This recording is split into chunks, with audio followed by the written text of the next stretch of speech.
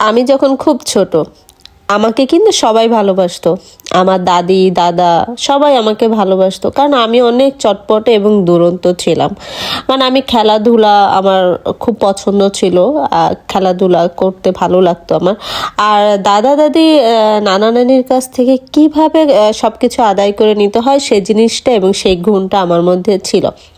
তো তখন আমার দাদি আমাকে বলতো যে তোর দেখিস যখন বিয়ে হবে রাজপুত্রের মতো একটা জামাই পাবে। আমি বলতাম যে দাদু তুমি কি বলো এটা, তুমি কিভাবে বুঝলা বুড়ি আমার রাজপুত্রের মতো জামাই হবে?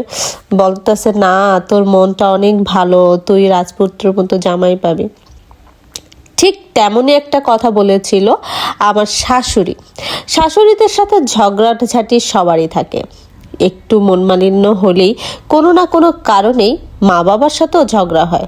তো শাশুড়ি তো মায়ের সমানে, মাই বলতে পারি।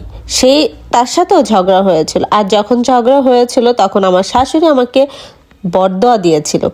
বরদোয়াটা আমার কাছে দোয়া হিসাবেই চলে আসছে। আমার শাশুড়ি আমাকে কি বলতো জানেন? সেটা শুনলে আপনারাও হাসবেন। সব সময় বলতো যখনই গ্যাঞ্জাম লাগতো, কারণ শাশুড়িদের সব থেকে প্রিয় মানুষটা থাকে তার সন্তানেরা। শাশুড়ি না, প্রত্যেক মায়েদেরই থাকে। যাই হোক, কোনো একটা কারণে আমার শাশুড়ি আমাকে বলেছিল, মানে আমার আর আমার শাশুড়ির মধ্যে কোনো একটা কথার ভিতরে কথাটা আসছিল। আমার শাশুড়ি আমাকে বলেছিল যে আমি তোকে দোয়া দিলাম যে তোর জানি একটা ছেলে সন্তান হয়। তখন আমিও বললাম যে হ্যাঁ, এটাই দোয়া করেন আমার যেন একটা ছেলে সন্তান হোক। তো আমার শাশুড়ির দোয়া আলহামদুলিল্লাহ কবুল হয়ে গেছে। আমার ঘরে একটা রাজপুত্রের মতো ছেলে আসছে, আর আপনাদের দোয়ায় সে সুস্থ আছে, ভালো আছে। এবং এই রাজপুত্রটা কিন্তু তার দাদির এবং দাদা এবং নানির কাছে, সবার কাছে খুবই প্রিয় একটা মানুষ। তাকে তারা ধরতে পারে না, ছুঁতে পারে না, এটা নিয়ে তাদের সব সময় সর্বোপরি আক্ষেপ থাকে যে কখন আহিলকে তারা ধরবে, কখন ছুবে। তো আমার দাদি তো এখন আর নেই, সে তো আল্লাহ নিয়ে গেছে। তো আমার দাদাও নেই।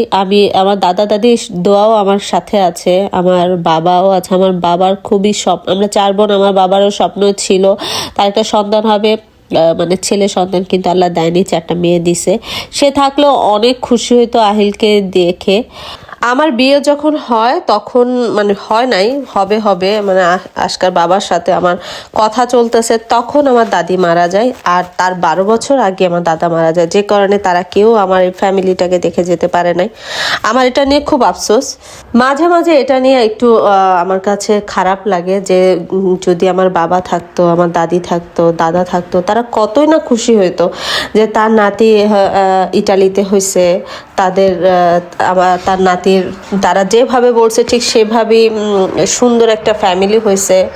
তাদের দোয়ায় আমরা কত হ্যাপি আছি, খুশি আছি, তারা দেখেও খুশি হতো। যাক, আল্লাহ তাদেরকে জান্নাতবাসী করুক। সবাই আমার ফ্যামিলিটার জন্য দোয়া করবেন। আমরা জানি আপনাদের ভালোবাসা এগিয়ে যেতে পারি, সবসময় আমাদের জন্য দোয়া করবেন আপনারা, যারা যারা আমার ফ্যামিলিকে ভালোবাসেন। তো ভালো থাকবেন, সুস্থ থাকবেন, আহিলের জন্য দোয়া করবেন। আমরা জানি খুব দ্রুত বাংলাদেশে আসতে পারি, সবার সাথে দেখা করতে পারি। তো আল্লাহ হাফেজ।